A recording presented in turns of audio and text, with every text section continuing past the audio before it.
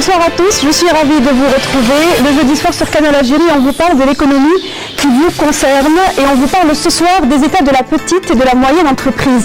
Celle qui vous emploie, celle qui vous offre ses produits et ses services et surtout la seule capable de faire accéder le pays à la diversification des sources de revenus. Cette PME ne se porte pas au mieux. Son taux de mortalité se situe autour de 15% selon le Conseil national consultatif pour la promotion de la PME, autour de 8% selon les chiffres du ministère de l'Industrie et des Mines. Le rythme de création de la PME ne répond pas aux besoins en termes d'emploi. Les derniers chiffres du chômage sont mauvais.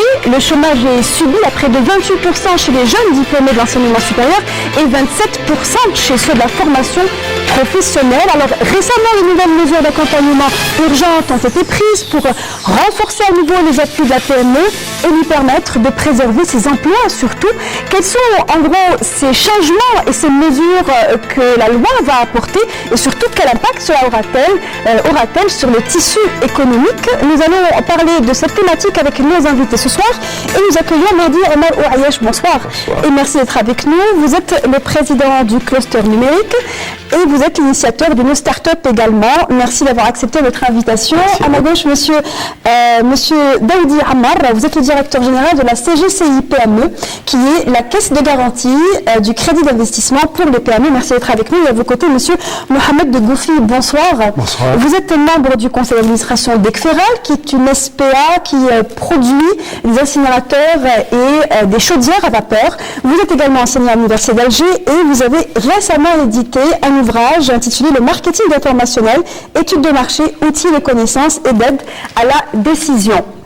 Une bonne nouvelle pour les PME, il faut savoir, pour ceux que ça intéresse, qu'une nouvelle loi d'orientation sur le développement de la PME vient d'être promulguée, vient d'être validée plutôt par les deux chambres. Cette loi concerne les PME et elle prend en considération toutes les difficultés qu'elle endure actuellement afin de changer la réalité. Elle était très attendue.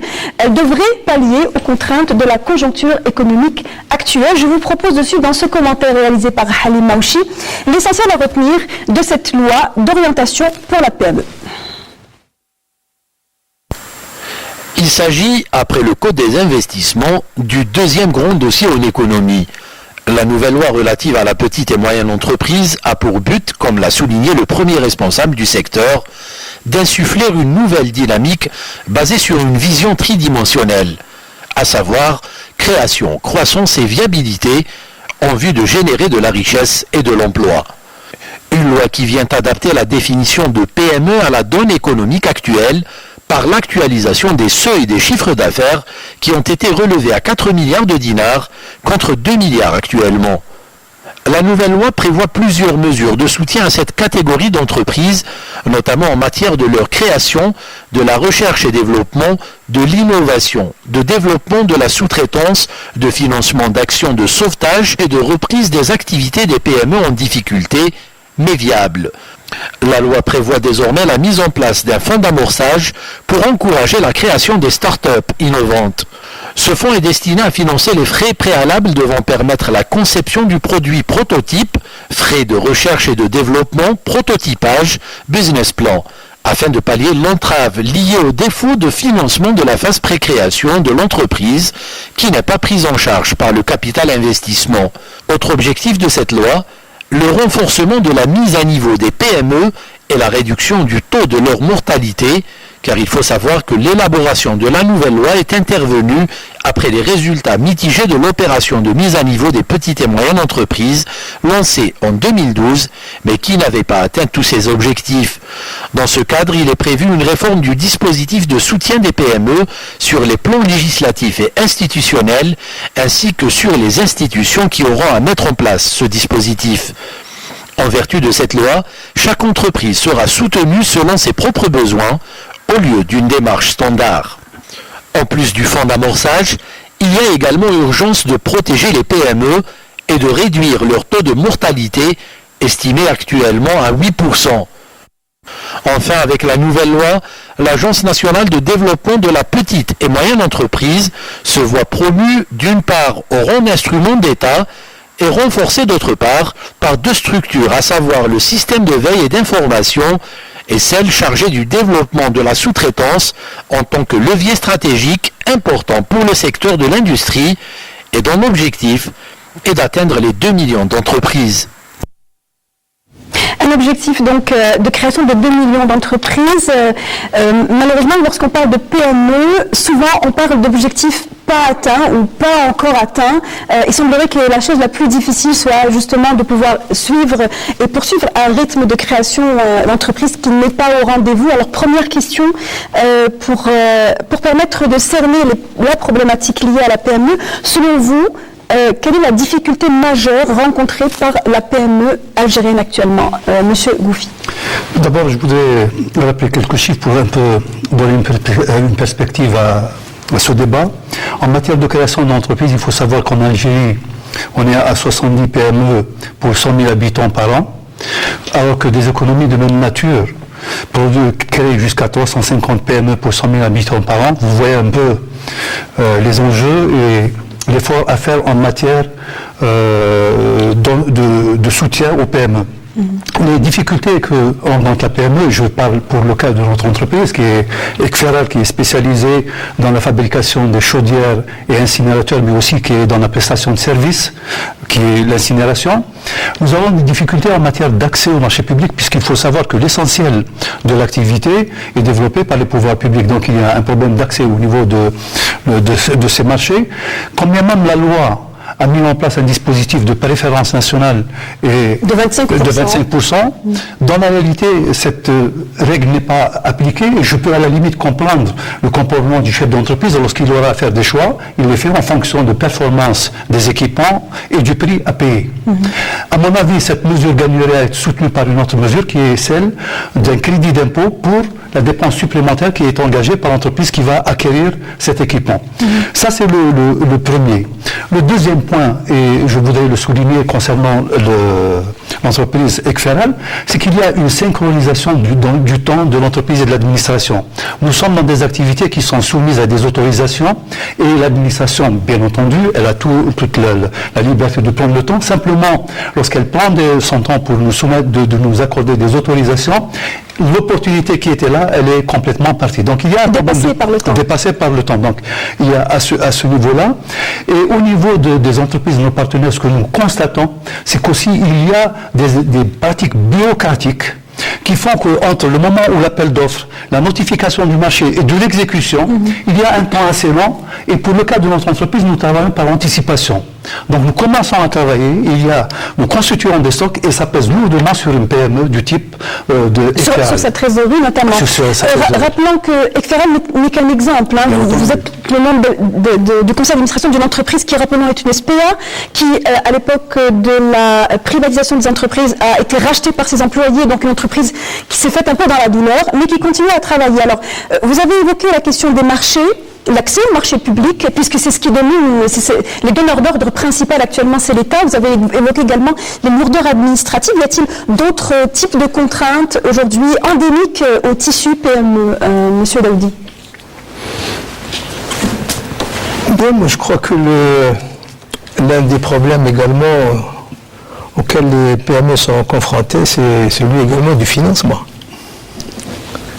Le développement de la PME ne peut pas se faire sans financement.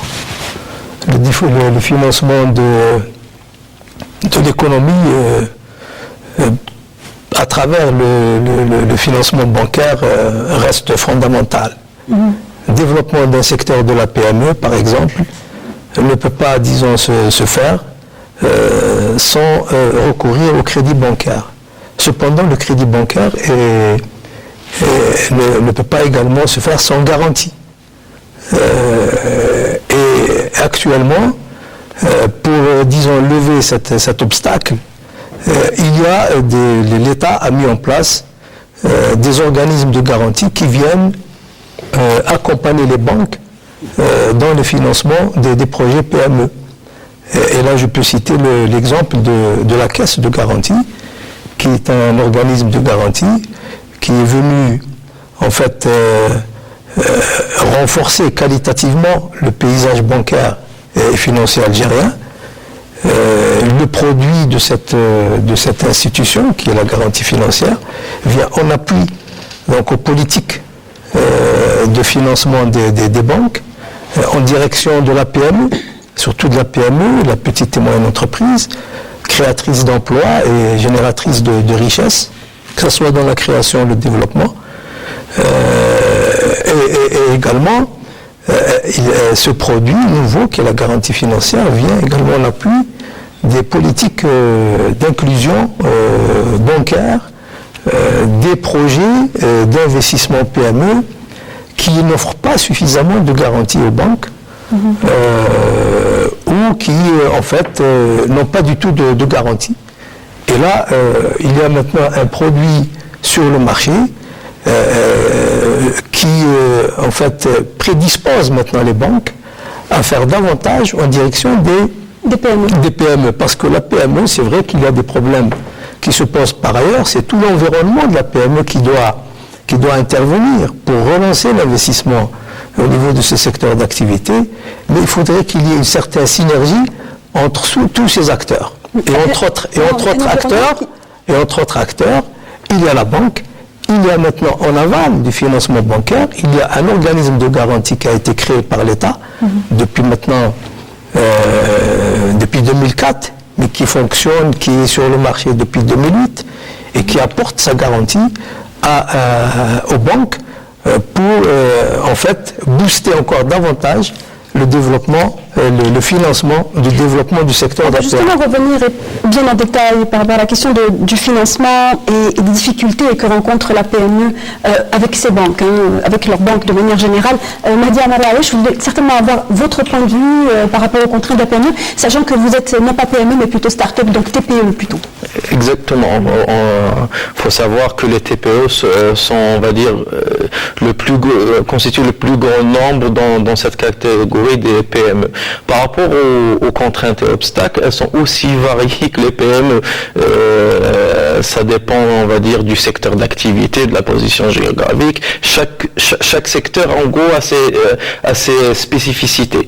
Et ça a été cité dans votre reportage. C'est pris en charge par la nouvelle vision par rapport à cette nouvelle loi. C'est qu'on ne peut pas régler les soucis des PME en ayant un modèle standard de soutien.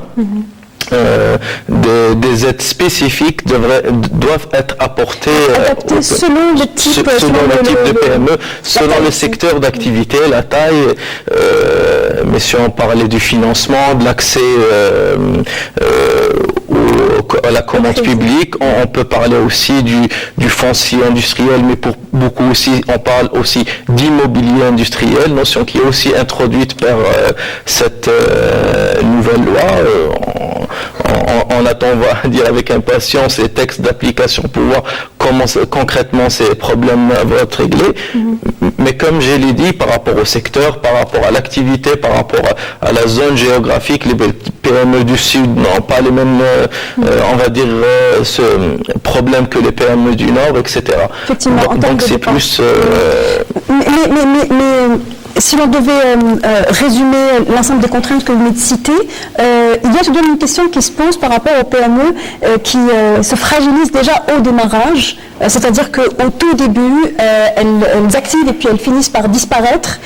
Ces activités avortées, on va dire, est-ce que c'est par rapport à un problème de niveau, de sens de l'entrepreneuriat, ou bien par rapport à un contexte, ou par rapport justement à une attente qui n'est pas justement, à laquelle le contexte ne répond pas? Je pense que pour essayer d'examiner un peu le pourquoi de ces disparitions, il y a une réalité. Une entreprise qui n'arrive pas à se procurer une place sur le marché, et elle doit le faire grâce à un certain nombre d'avantages concurrentiels, ce qui fait que nous sommes, dans les entreprises algériennes, sont soumises de plus en plus à une concurrence, notamment étrangère, et on n'est pas dans les mêmes conditions de fonctionnement. Si je reviens toujours à l'exemple de mon entreprise, lorsque on fait le comparatif entre une chaudière importée et une chaudière fabriquée localement, en droit de douane, la chaudière importée, elle est soumise à 5%. Nous avons des composants que nous importons pour fabriquer notre chaudière. Et je voudrais insister aussi, il ne s'agit pas d'une activité de montage, mais une activité de transformation. Nous partons du métal, nous faisons toutes les opérations de transformation. Justement le taux d'intégration auquel vous arrivez pour les chaudières, à titre d'exemple. Nous sommes pratiquement à 50% au niveau du taux d'intégration. Très bien. Mais donc, simplement aussi, on attend aussi que d'autres PME ou d'autres entreprises développent les produits pour lesquels nous nous s'adressons à l'importation. Donc je disais que l'entreprise disparaît aussi parce qu'elle est soumise à une concurrence et on ne travaille pas dans les mêmes conditions. Une chaudière importée, elle est soumise à 5% du droit de douane. Un certain nombre de composants que nous mettons dans les chaudières sont soumis à des droits de douane jusqu'à 20%. Donc vous voyez, à ce niveau-là, nous ne sommes pas placés dans les mêmes conditions pour faire la concurrence à ces entreprises étrangères. Mais il y a aussi un fait aussi lié au management de l'entreprise. Il faudrait aussi aller vers la maîtrise de tous les processus, y compris ceux de la production, mais aussi les processus commerciaux. Et peut-être à ce niveau, au niveau des PME, un certain nombre de PME, ils n'ont pas suffisamment investi dans la ressource humaine pour aller vers ces maîtrises. Je prends toujours le cas de notre entreprise XRM. Nous, pour répandre ou être sur le marché d'une manière permanente, et c'est grâce à ça que nous résistons à la concurrence, nous avons obtenu 3 certificats.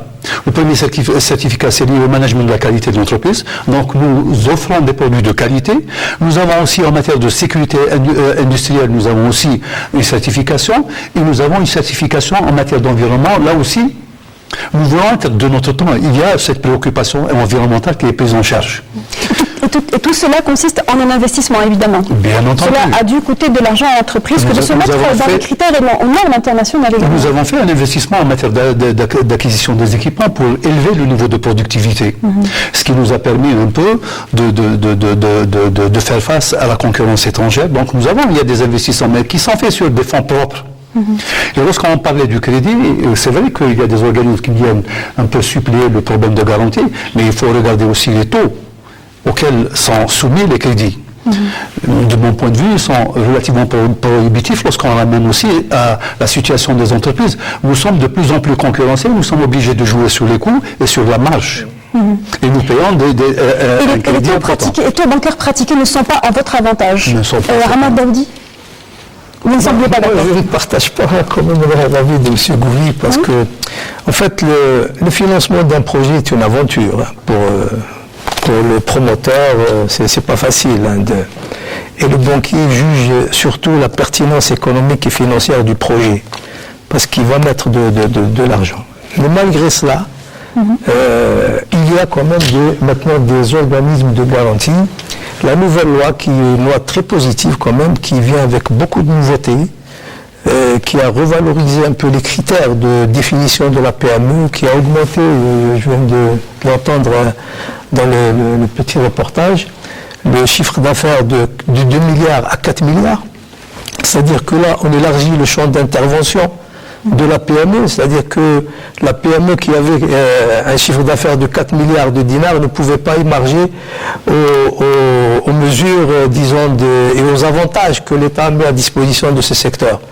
Elle a également confirmé l'augmentation du total du bilan de 500 millions à 1 milliard de dinars. Donc c'est un peu, on élargit le champ d'intervention de la PME et qui permet également à ces entreprises d'aller aux banques quand elles ont des projets d'investissement, de modernisation, d'extension, etc. Donc de pouvoir obtenir des garanties sous le couvert de la garantie financière de ces organismes de garantie que la nouvelle loi également prévoit. Il y a plusieurs organismes de garantie en dehors des fonds d'amorçage qui vont être créés en faveur donc des startups, non, pas les startups, de la PME d'une façon générale. Les fonds d'amorçage pour les entreprises à caractère innovant. On va en parler dans un moment. Voilà. Mais vous disiez tout à l'heure que le financement semble être, en tout cas pour vous, de votre point de vue, le problème nodal pour une entreprise. Et effectivement, en termes de capacité à supporter des taux d'intérêt et des crédits au niveau des entreprises, cette loi en fait ne prévoit rien, en tout cas pour alléger la chose. Non, je ne suis pas d'accord parce que actuellement il y a quand même des mesures qui ont été prises par l'État, par le Trésor, qui bonifie les taux d'intérêt. Et actuellement, nous appliquons les banques. Je représente un organisme de garantie, mais je travaille avec les banques, puisque les banques, ce sont mes clients. Moi, je garantis leur crédit. Et je vois à travers les dossiers qu'on nous présente que les crédits d'investissement, enfin les taux de crédit d'investissement sont bonifiés avec des délais de grâce sur 3 ans, 4 ans, etc. Et le taux que nous payons... Et selon le type d'activité de l'entreprise, selon qu'elle apporte une valeur ajoutée aussi, j'imagine que ce sont des paramètres qui sont pris en considération. Mais bien sûr, parce qu'on parle bien de cela, de créer de la richesse. Oui, le banquier ne peut pas s'engager ou accompagner un projet d'investissement, un investisseur qui lui présente un projet d'investissement dont le produit n'aura pas de preneur demain sur le marché. Est-ce que le banquier aujourd'hui est suffisamment outillé sur le plan, ne serait-ce que de la ressource humaine, est suffisamment outillé pour étudier de manière pertinente les projets qui lui sont proposés et donc de pouvoir évaluer et à juste titre à quel point il peut y aller ou à quel point il doit faire plutôt soit apposer un refus, soit avoir recours à un organisme de garantie tel que le vôtre. Vous savez, M. Bouffi a évoqué la question tout à l'heure, le problème. Au niveau des banques, moi je pense que c'est au niveau de la qualité des dossiers et de la qualité des études technico-économiques qui sont présentées aux banquiers.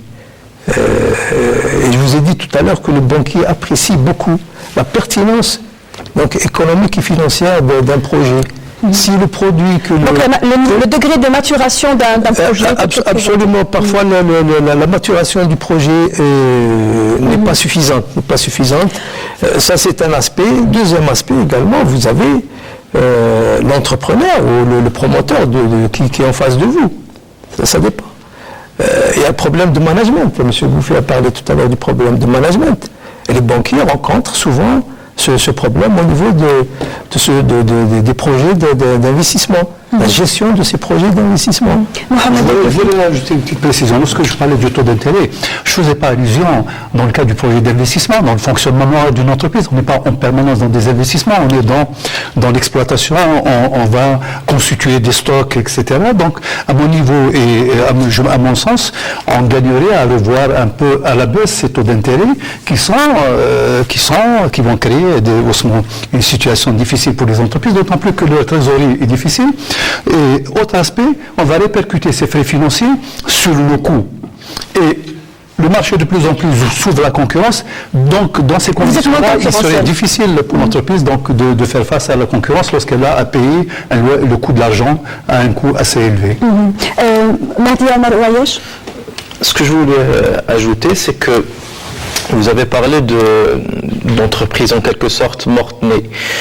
Faut savoir que dans le cycle de vie normal, dans une économie, il y a des entreprises qui naissent, il y en a qui sont pérennes, et il y en a qui sont appelées à disparaître. L'objectif, c'est d'avoir le maximum de création et des entreprises qui soient le plus pérennes possible. Mais on ne peut pas, on va dire, faire en sorte qu'il n'y ait pas d'entreprises qui meurent.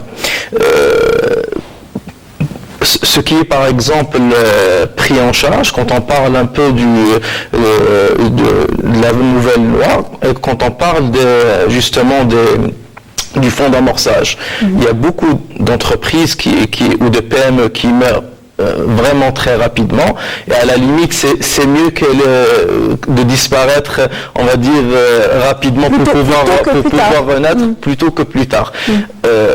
Par exemple, on a parlé il y a beaucoup de mesures en Algérie d'aide à la création d'entreprises. Il y a très peu d'aide, on va dire, à la pré-création, c'est-à-dire maturer le projet. Monsieur a parlé de dossiers solides.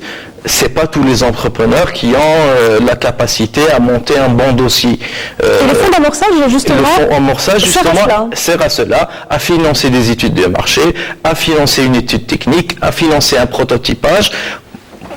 C'est le rôle des banques d'avoir des projets, on va dire, plutôt maturés. C'est à ce moment-là qu'ils peuvent être que le projet est assez mature pour être présenté à un banquier et il aura un peu plus d'assurance et un peu plus de confiance dans le dossier. Est-ce que vous pensez qu'il serait nécessaire de créer une agence de service aux petites entreprises, donc une agence qui ne va traiter que des entreprises qui comptent moins de 20 salariés, parce que l'entreprise de moins de 20 salariés est une entreprise relativement fragile et a du mal à se développer. Ses besoins sont spécifiques et relatifs à sa taille également. Selon vous, est-ce que c'est une nécessité aujourd'hui? Je pense que c'est une nécessité d'avoir des plans qui sont plutôt destinés à une petite entreprise plutôt qu'à une grande entreprise, mais je ne pense pas que ça soit nécessaire de créer une autre entité. Le nouveau statut de l'ANDPME, et c'est surtout la nouvelle vision où les acteurs, par exemple les clusters, les associations professionnelles, sont plus mis à contribution dans la gestion du soutien apporté aux PME. Moi, je verrais ça quasiment comme la mesure phare de la nouvelle loi des PME, c'est associer, par exemple, je donnerai un exemple, nous, cluster numérique, on a une expertise, une connaissance terrain qui pourrait permettre, exemple, à l'ANDPME de mieux soutenir les entreprises et les start-up de notre secteur. Oui, et c'est ce qui est prévu par la nouvelle loi. L'ANDPME, l'Agence nationale de développement de la PME, est renforcée par de nouveaux départements, et donc des départements qui vont accompagner justement les entreprises innovantes ou créatrices. Exactement. Il y a aussi le changement de statut de l'ANDPME. Monsieur Roufi tout à l'heure parlait de lourdeur administrative dans le cadre de projets d'études avec l'ANDPME. Au jour d'aujourd'hui, on va dire prochainement, l'ANDPME avec son nouveau statut aura une indépendance financière et qui pourra faire qu'elle sera plus agile et qu'elle sera plus réactive aux actions qui seront réalisées avec les entreprises. Et lorsqu'on parle d'ANDPME, moi personnellement, ça me rappelle la mise à niveau. La mise à niveau, c'est une, je ne vais pas dire arlésienne parce que ça peut être mal vu, mais disons quelque chose qui a été évoqué très longuement, qui avait des objectifs au départ, mais les objectifs n'ont pas totalement atteint. Pas du tout. Moi, je pense que la mise à niveau, elle était nécessaire. Je parle du côté en tant que consultant. Moi-même, j'ai travaillé dans ce domaine, donc j'ai fait des opérations d'accompagnement. Ce qu'on observe, c'est que il n'y a pas en interne, après le départ du consultant, il n'y a pas en interne des gens qui peuvent capitaliser ces connaissances et savoirs et les mettre en œuvre. C'est là où je détecte une faille au niveau du programme de mise à niveau des entreprises. Il y a des préconisations, mais il faudrait aussi de la ressource humaine. Et lorsqu'on sait qu'au niveau des PME en Algérie, pour la plupart d'entre elles, ne disposent pas d'organigramme, ne disposent pas d'une compétence en la matière, donc on peut supposer, on peut comprendre aisément que ces entreprises n'ont pas bénéficié des bienfaits du programme de mise à niveau. Moi je pense que ce n'est pas dans le programme, c'est dans la mise en œuvre au niveau des entreprises. En gros, que c'est le travail les consultants n'ont pas fait le travail comme il fallait. Non. Parce que finalement, le consultant qui est dans une entreprise, il fait son travail, mais s'il n'assure pas un suivi, ne serait-ce qu'une formation de la ressource humaine, le problème va se reposer une fois qu'il aura quitté l'entreprise. Je ne voudrais pas jeter l'anathème aux consultants. Et encore, on ne précise pas quel programme, parce que les programmes de mise à niveau, il y en avait beaucoup.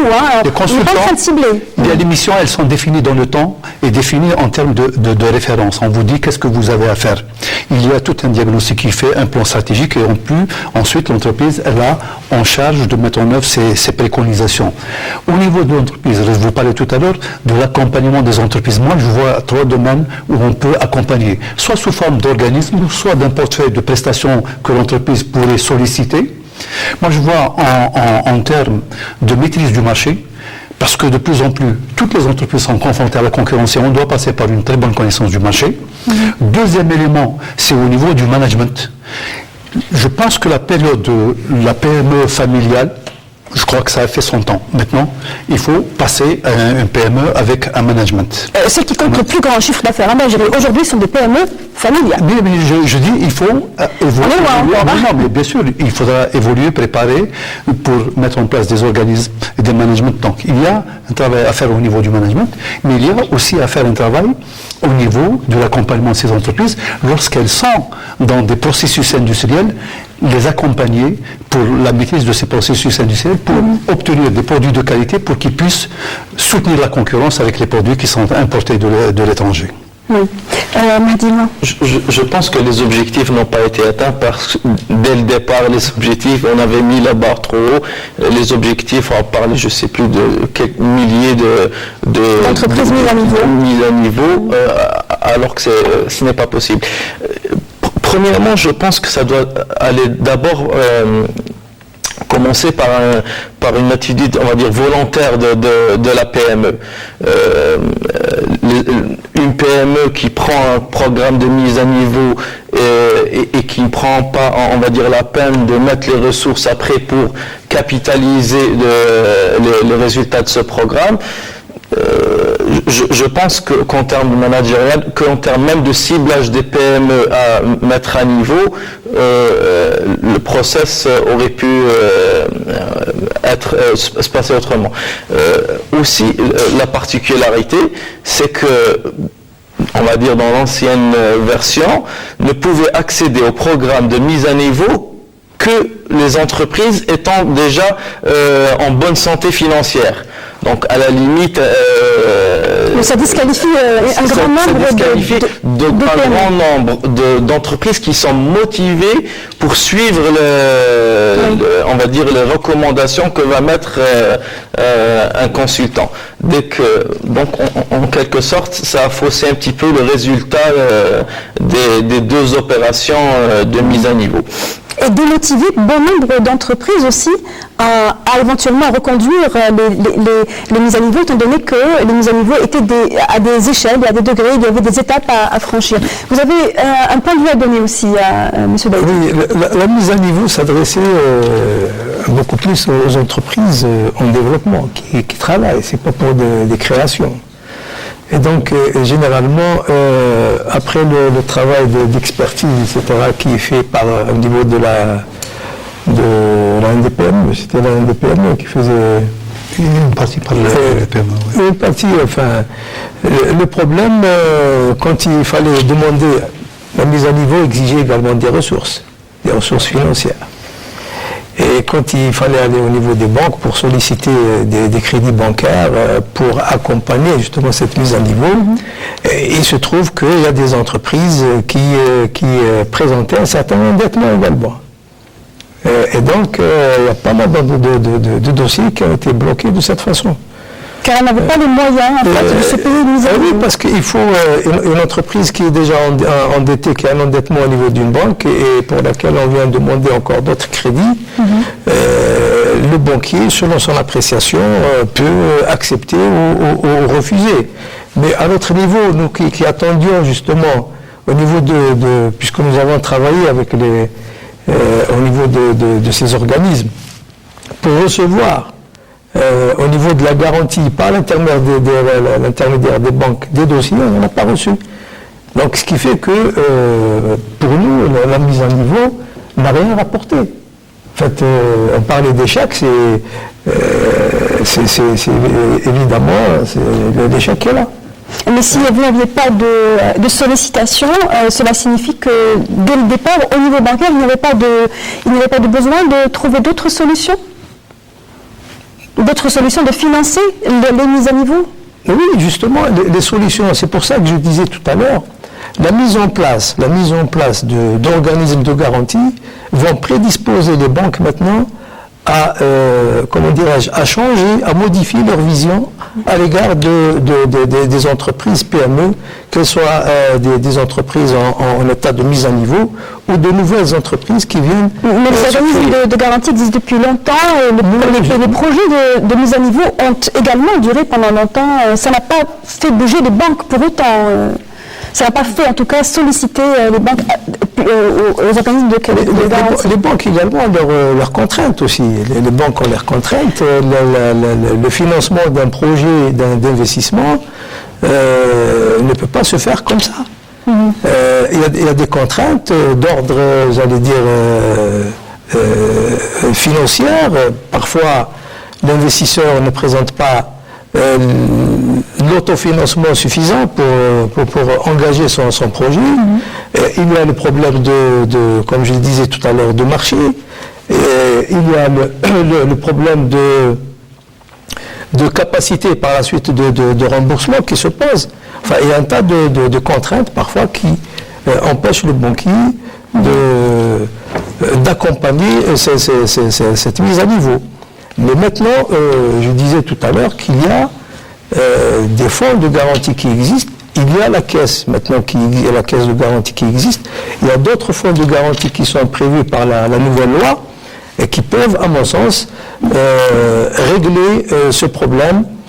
J'allais dire, je ne veux pas dire la frilosité des banques, mais encourager les banques à faire davantage en direction de ces entreprises, sachant que en cas de sinistre, il y a le fonds de garantie qui vient prendre en charge, assurer la couverture du sinistre jusqu'à 80%, donc du crédit impayé.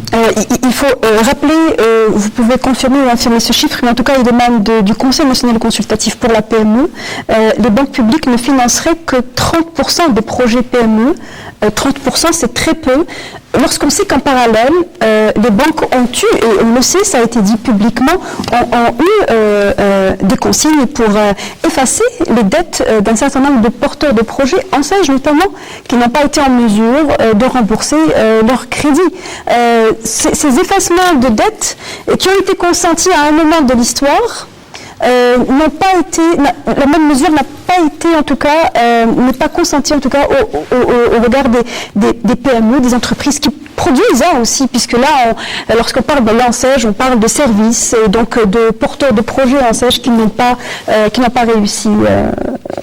Monsieur Bouffi.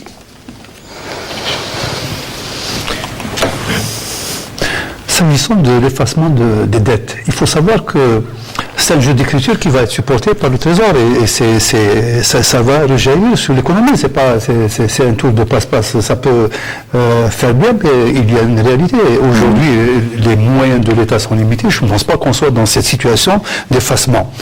Et j'allais dire aussi, du point de vue de la gestion, c'est pas bon aussi d'effacer en permanence. Lorsqu'on est dans un projet, il faut avoir le sens des responsabilités, faire les études nécessaires, prendre du risque bien entendu, mais c'est un risque calculé. On peut de temps à autre, comme ça, sur des secteurs pointus, l'État peut intervenir pour effacer les dettes pour permettre une meilleure reprise, mais ça ne peut pas être un phénomène qui soit généralisé parce que ça va se traduire par aussi une dépense publique importante. Qui dit dépense publique, s'il n'y a pas une contrepartie, c'est l'inflation. Moi, c'est comme ça que je vois les choses. Le principe de l'effacement, il doit être un effacement sélectif. Déjà, je ne pense pas qu'il y ait eu d'effacement d'entreprises, de start-up en SAGE. Les rares effacements qui sont même compris dans la loi, les rares fois où des crédits de porteurs de projets en SAGE ont été effacés, c'était dans le cas de vraiment de catastrophes naturelles, etc., où le fonds de garantie qui garantit les crédits à l'ANSEJ est aléanté pour servir à ça. Donc, je ne pense pas que la mesure d'effacer des crédits, ça serait peut-être une mesure plus sociale qu'économique. Par contre, par rapport au financement, il est vrai qu'il existe un réel problème de financement de la PME. Encore une fois, on a besoin de financement à la création, et là on a quelques mécanismes qui sont en place, mais encore beaucoup plus de difficultés à financer, on va dire, l'exploitation, on va dire ce qui vient avant et après la création. Avant la création, on a parlé par exemple du prototypage, des études de marché. Une étude de marché qui n'est pas faite parce qu'on n'a pas pu avoir les moyens de recruter un professionnel pour le faire, va aller vers un refus de financement, c'est clair. Après l'étape de création de l'entreprise, très souvent, les entreprises se retrouvent avec des problèmes de trésorerie. Et là, c'est encore beaucoup plus difficile d'avoir des crédits d'exploitation. Il y a aussi des mesures qui seraient peut-être salvatrices pour un grand nombre de PME. On a dit que les PME, c'était surtout des TPE avec moins de 10 employés, je pense. Moins de 20 salariés. Exactement. Et dans cette population, vous avez beaucoup de PME qui sont dans le service. Aujourd'hui, on va parler de notre secteur, par exemple, qui est dans le numérique. Le capital dans une entreprise ou dans une start-up, c'est la connaissance. Mais le premier frein quand on veut créer son entreprise, c'est 12 mois de loyer, plus un 13e peut-être pour l'agence immobilière à payer cash d'avance. Des fois, si on veut faire juste, on va dire, un bureau d'études en informatique, c'est 90% du coût de la création. Donc, par exemple, ce souci d'immobilier industriel est un souci particulier, par exemple, à une filière. Donc, justement, la question de faciliter l'accès à l'immobilier et non plus seulement au foncier a été prévue par cette nouvelle loi d'orientation. Exactement. Au regard justement des TPE, évidemment, au point où nous en sommes, il est question de notions génériques. On parle de faciliter l'accès à l'immobilier industriel convenant aux activités des PME et TPE et également faciliter l'accès au foncier. Mais dans les détails et dans les textes d'application qui devront être rédigés, est-ce que l'on vous implique, vous qui êtes cluster, donc regrouper un certain nombre d'entreprises start-up? C'est clair. Nous, par exemple, pour la création de notre cluster, on a été vraiment accompagné par le ministère de l'Industrie et on nous implique. On a très souvent des réunions pour un peu présenter nos suggestions et faire remonter un petit peu la réalité du terrain. Et on espère aller encore plus loin dans l'élaboration de ces textes d'application. Quand un texte, quand on est co-architecte dans un texte, on dit qu'on bénéficie d'une loi plutôt que de la subir. Plutôt que de la subir lorsqu'on n'est pas impliqué. Les PME sont très regardantes sur les questions liées à l'immobilier et au foncier également. Le foncier, c'est une problématique latente aussi, dont on parle souvent. Beaucoup de mesures ont été entreprises, notamment des leviers ont été actionnés au niveau des localités, au niveau des wilayas, de manière à désengorger ce goulot d'étranglement qu'est le foncier. Est-ce que vous croyez qu'une loi et des textes de loi peuvent avoir un impact sur le terrain, au niveau des régions, pour ces PME qui ont du mal à prétendre à un foncier? À commencer par vous, Ahmad Daoudi. Bon, moi, je pense que pour le foncier, il faut faire comme font les autres pays. Je pense qu'il faut impliquer les collectivités locales. C'est ce qui est déjà fait en Algérie. Oui, il faut continuer à le faire et il faut que les collectivités locales aient des coups de franche pour essayer d'aider et d'aller même, j'allais dire, faire du lobbying pour capter l'épargne qui est ici et là au niveau de leur localité, pour l'orienter vers des projets d'investissement et en fait pour, j'allais dire, mettre en échec l'informel, le secteur informel. Donc proposer à des gens qui veulent vraiment, qui sont porteurs d'une idée, d'un projet, comme cela se fait dans les Landers en Allemagne, en Europe d'une façon générale. Évidemment, mais à côté des communes, des collectivités locales ou des wilayas, il faut également mettre les instruments nécessaires. Les instruments nécessaires, qui doivent accompagner ou lever toutes les contraintes contraintes à l'acte d'investissement et à l'acte de financement. Il faut dire qu'il y ait une certaine synergie entre, comme je le disais tout à l'heure, de tous les acteurs qui sont intéressés par le développement de la PME. Sinon, il faut que tout le monde fasse l'effort nécessaire. Sinon, on va rester à la traîne. C'est ce qu'on décrit comme étant un climat défavorable ou favorable, c'est bien ça. Oui, c'est la convergence de tous les acteurs. Voilà, moi je pense que les pouvoirs publics ont fait beaucoup.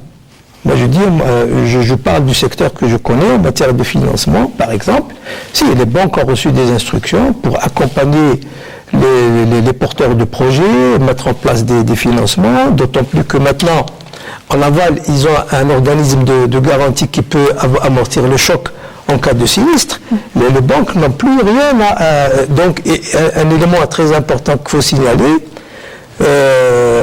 cette loi, la nouvelle loi sur la PME, et les textes qui existent également, ont levé pour les banques la contrainte du respect des règles prudentielles. Parce que les banques, à un moment donné, vous disent, moi j'ai fait du crédit, je n'ai plus de liquidité. Donc je ne peux plus financer, je n'ai plus de ressources.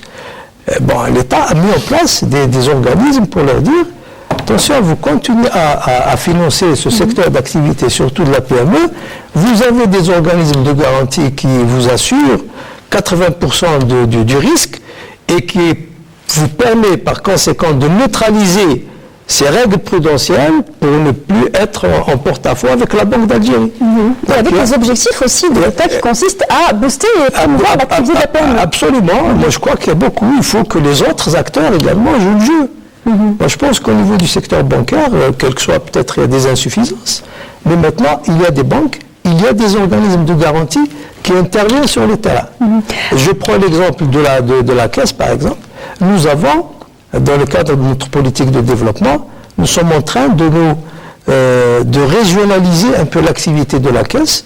Nous venons d'ouvrir une direction régionale de la Caisse au niveau d'Oran, qui prend en charge, disons, toute l'Oranie. Il y a 11 wilayas de l'Oranie en matière de garantie des crédits d'investissement. C'est nouveau et avant cela, vous couvriez un rayon qui... on était mono-guichet, disons, c'est national. Un guichet unique, c'est ça? Un guichet unique, mais maintenant... Ce qui ne facilite pas tellement l'accès à la modélisation. Oui, justement, c'est pour ça que nous intervenons donc en application des orientations des pouvoirs publics qui nous demandent de rapprocher nos services, de décentraliser, de décentraliser l'activité et même la décision d'octroi de la garantie, qui va faciliter, régler un peu le problème du délai de traitement des dossiers, etc. C'est être à proximité de l'investisseur et de l'agence bancaire. Mohamed Goufi, je voudrais vous faire réagir sur la même question qui, je rappelle, était liée au foncier et à la capacité d'un texte de loi de changer cette réalité qui, il faut le rappeler, et au niveau de plusieurs wilayas, les autorités ont veillé à un peu réguler un marasme qui consistait à ce que beaucoup de personnes ont des terrains, mais qui ne sont pas industriels. Et donc redistribuer les terres à ceux qui vont les travailler. Dans un jargon de l'agriculture, mais on parle d'industrie aussi. Je crois que les pouvoirs publics, je parle notamment de l'État, le discours qu'ils tiennent vis-à-vis des collectivités locales, ils les incitent à générer des recettes. Moi, le fait de générer des recettes, c'est-à-dire qu'il va les impliquer en tant qu'entrepreneurs, ils vont s'engager, ils vont essayer de créer l'attractivité nécessaire de leur région pour attirer les investissements. Et l'une des premières mesures, ça va être de libérer le foncier. Je pense que c'est à la seule condition, cette condition-là, qui va permettre à faciliter l'accès au foncier, et on va sortir du processus administratif. La wilaya ou la commune ou la daïra va décider de mettre en place un foncier pour susciter des investissements parce qu'il y va de son intérêt, parce qu'une partie de ces recettes sont tirées de l'impôt, de ce que vous voulez. Donc, moi, je pense on commence à aller vers une étape et la région n'est plus, ou la wilaya, ou la collectivité locale n'est plus une entité administrative. Elle a fonctionné jusqu'à maintenant en tant qu'entité administrative. Elle doit fonctionner comme étant une entreprise. Elle va créer ses propres revenus. Chercher des ressources, en fait. Bien entendu, il y a une partie qui vient du budget de l'État parce qu'il y a des actions sociales qui sont financées par l'État, mais il y a une partie qui est financée par les recettes, notamment fiscales et toutes les recettes qu'on peut obtenir d'une activité industrielle. Je crois, dans ce sens-là, ce que j'ai compris des orientations du gouvernement, c'est d'impliquer. Et j'ai entendu qu'on est en train de lancer des appels d'offres pour élaborer des monographies donc de wilaya, de certaines wilayas. Donc on est passé au stade de l'exécution, c'est d'offrir les opportunités, montrer quelles sont les opportunités que peut offrir une wilaya pour attirer les investissements. C'est de la seule manière de sortir de cette gestion administrative du foncier. Sauf qu'il reste peut-être un hiatus, c'est la donnée. Les données sont difficilement accessibles, peut-être pas suffisamment communiquées sur les capacités des régions à pouvoir prodiguer du foncier et donc de l'activité finalement. Aujourd'hui, est-ce qu'un promoteur, est-ce que quelqu'un qui veut investir dans une région est capable de savoir exactement et facilement et rapidement quel est le potentiel en termes de foncier? Au jour d'aujourd'hui, je pense que les pouvoirs publics sont en train de travailler sur, on va dire, une étude sur tout ce qu'il y a comme foncier disponible et même du foncier qui est, on va dire, sur les papiers pas disponible. On a des entreprises qui ont des superficies énormes qui ne sont pas utilisées. On a eu récemment le cas d'une entreprise à qui la wilaya a demandé de restituer un terrain parce qu'elle ne l'utilisait pas.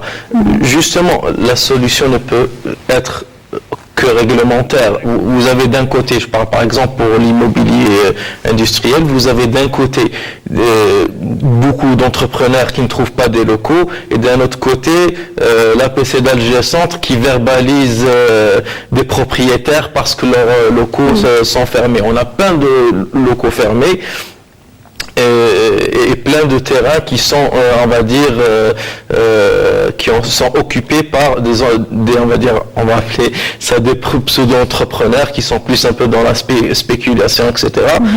Qui l'utilisent parfois pour construire des logements. Pour construire des logements. L'idée, c'est que là, l'État doit sévir et à la limite peut-être imposer une taxe ou un impôt sur au mètre carré sur les terrains qui ne seraient pas utilisés. Peut-être que le problème d'affectation est plus important que le problème de disponibilité même des locaux, des fonciers et de l'immobilier industriel. Une dernière question avant de clore ce débat, messieurs, consiste, on revient toujours à la question du financement et s'il y a autant de difficultés décrites par les uns et les autres d'avoir des crédits bancaires, il y a d'autres solutions qui existent. Il s'agit des sociétés de capital investissement. Elles sont nombreuses et les banques publiques notamment sont actionnaires dans ces sociétés. Aujourd'hui, elles ne sont pas arrivées à capter l'intérêt des PME. Alors, est-ce que cette loi déjà pense à permettre à ces sociétés de capital d'investissement à jouer leur rôle puisqu'elles ont un capital? Oui, la preuve en ce qui concerne la garantie, un article de loi nous permet de garantir les crédits qui sont donc accordés à des PME dans lesquelles intervient la société de capital d'investissement. Mais bon, il n'y a pas beaucoup. Moi, j'en ai vu une. C'est-à-dire une société de capital d'investissement pour laquelle une banque est venue à la caisse pour donc demander la garantie. Pourquoi, d'après vous, il n'y a pas de... Disons, ce produit-là ne s'est pas développé? Moi, j'ai l'impression, on parlait tout à l'heure, M. Goufi disait que toutes les PME en Algérie sont des PME familiales. Moi, je pense que c'est le privé chez nous qui ne veut pas se privatiser. Vous avez une société privée, disons, qui a besoin de financement, disons, de conforter le haut de son bilan. Donc elle doit faire appel à un actionnaire. Un actionnaire, eh bien, ne veut pas que la société de capital investissement vienne prendre action, prendre des actions au niveau de cette société. Peut-être qu'il va être considéré comme un intrus. Et donc c'est un peu la mentalité, je dirais, de nos investisseurs ou de nos entrepreneurs dans le secteur privé. Une mentalité, peut-être aussi une crainte par rapport à toute une histoire de bilan et de transparence. Merci, le mot m'échappait. Il faut de la transparence et l'actionnaire va être là et tout le temps là. Est-ce que c'est un problème de confiance aussi par rapport à sa société de capital investissement? Parce qu'il y a de l'argent qui est là, que les pouvoirs publics ont mis à la disposition des PME pour ne pas aller au crédit bancaire, parce que le crédit bancaire coûte cher aussi pour elles, et c'est pas facile également d'avoir du crédit bancaire comme ça. Bien, vous avez des investisseurs qui viennent vous dire voilà, on veut créer un partenariat avec vous, étant entendu que cet investisseur, cet actionnaire ne va pas rester dans l'entreprise. Oui, il finit par sortir,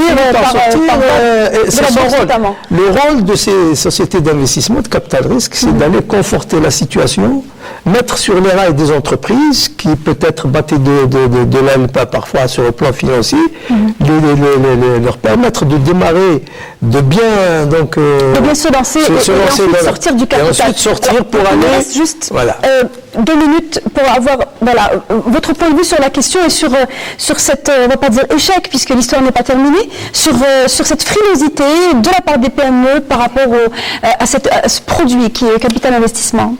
Moi, l'idée que c'est un problème de culture d'abord. C'est pour ça que j'ai dit, je ne suis pas contre l'entité familiale, mais je dis à un moment donné, à la base, c'est la famille qui vient créer une entreprise. Et à un moment donné, le fait de la contenir, on risque de l'étouffer, cette entreprise, et pour lui permettre, c'est de changer complètement de management. Et on a besoin d'avoir des actionnaires qui viennent un peu nous dire ou avoir un contrôle sur le fonctionnement de l'entreprise et amener des bonnes pratiques. Et moi, je lis beaucoup plus un problème de culture, mais aussi, il faut parler de la transparence. On a l'habitude de parler du marché informel. C'est un secret de polichinelle de dire qu'il y a une partie de la facturation qui ne passe pas par le circuit normal.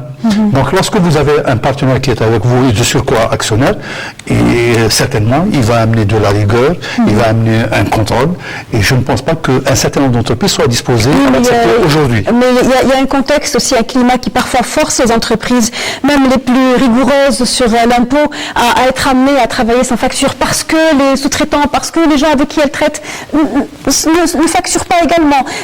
Les PME sont aussi tributaires d'un contexte. Moi, je ne justifie pas. J'explique pourquoi il y a peu d'engouement pour ce produit, une prise de participation dans le capital d'entreprise. C'est une histoire de culture. Mais c'est aussi, il y a cette partie liée à la transparence dans la gestion qui pose problème. Merci à vous d'avoir répondu à nos questions. Merci. Je rappelle que nous avons pour cette thématique liée à la nouvelle loi d'orientation sur la PME. On a eu à parler des états de la PME en long et en large. On reviendra très certainement par la suite et dans d'autres émissions sur le détail de cette loi une fois qu'elle sera promulguée. Je rappelle que nous avions avec nous Mehdi Omar Ouayesh, président du cluster numérique. Nous avions également avec nous Ammar Baoudi, le directeur général de la Caisse de garantie de crédit d'investissement PME, et M. Mohamed Goufik, membre du conseil d'administration de la SPA Ekferal. Merci de nous avoir suivis jusqu'au bout et jusqu'au terme de ce débat. Vous pouvez le revoir sur notre page Facebook La Semaine Éco à partir de ce soir et on se retrouve jeudi prochain pour une nouvelle thématique de La Semaine Éco. Très bonne soirée à tous.